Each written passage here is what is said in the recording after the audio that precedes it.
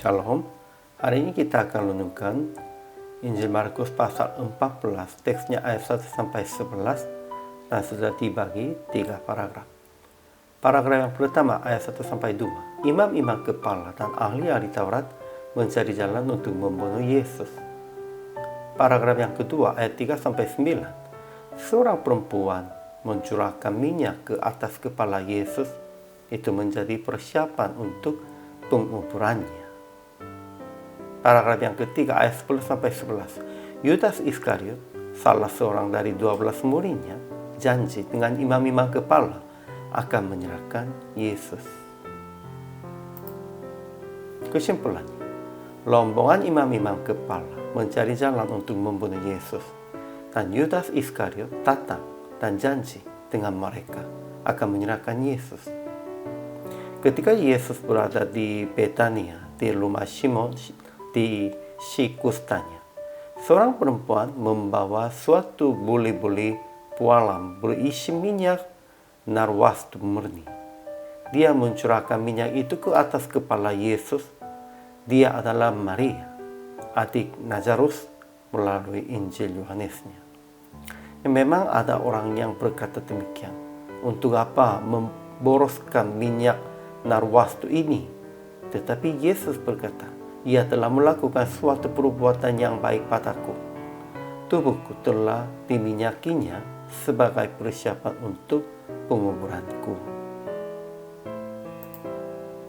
Ajaran tentang pertama, Yesus masuk rumah Simon Sikusta di Betania dan ia makan bersama di sana. Kedua, Yesus membela seorang perempuan yang mencurahkan minyak ke atas kepala Yesus. Karena itu menjadi persiapan untuk penguburannya. Dan ia janjikan, di mana saja Injil diberitakan di seluruh dunia, apa yang dilakukannya ini akan disebut juga untuk mengingat dia. Ajaran tentang manusianya. Pertama, imam-imam kepala dan ahli-ahli Taurat mencari jalan untuk membunuh Yesus, tetapi tidak melaksanakan supaya jangan timbul keributan di antara rakyat. Dan ketika datang Yudas Iskariot, mereka sangat gembira dan berjanji akan memberikan uang kepadanya. Kedua, Yudas Iskariot, salah seorang dari ke-12 murid itu, datang kepada imam-imam kepala dengan maksud untuk menyerahkan Yesus kepada mereka. Dia sudah menjadi pemberontak. Ketiga, seorang perempuan membawa minyak narwastu murni yang mahal harganya dan mencurahkan minyak itu ke atas kepala Yesus. Namun ada orang yang menjadi gusar dan berkata seorang kepada yang lain, untuk apa pemborosan minyak ini? Minyak ini dapat dijual 300 dinar lebih dan uangnya dapat diberikan kepada orang-orang miskin.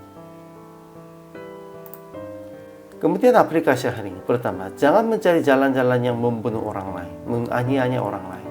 Dan jangan serahkan teman atau keluarga untuk mencari untungan. Ya, janganlah memberontak siapapun. Kita harus jaga-jaganya, bukan hanya sendiri, jaga-jaganya sesama juga. Kedua, mengorbankan kepunyaan Anda untuk memuliakan Tuhan, bukan dengan pengharapan apapun. Ya, seorang perempuan itu tidak ada pengharapan apapun, hanya ingin menghormat dan hanya ingin memuliakannya. Dengan itu, dia sudah bisa mempersiapkan penguburan Yesus dan namanya tetap diingatkan di seluruh dunia. Akhirnya praktik hari ini, persiapkan jalan Yesus datang kedua kali dengan mengorbankan kepunyaan Anda dan dengan mempersembahkan kehidupan Anda.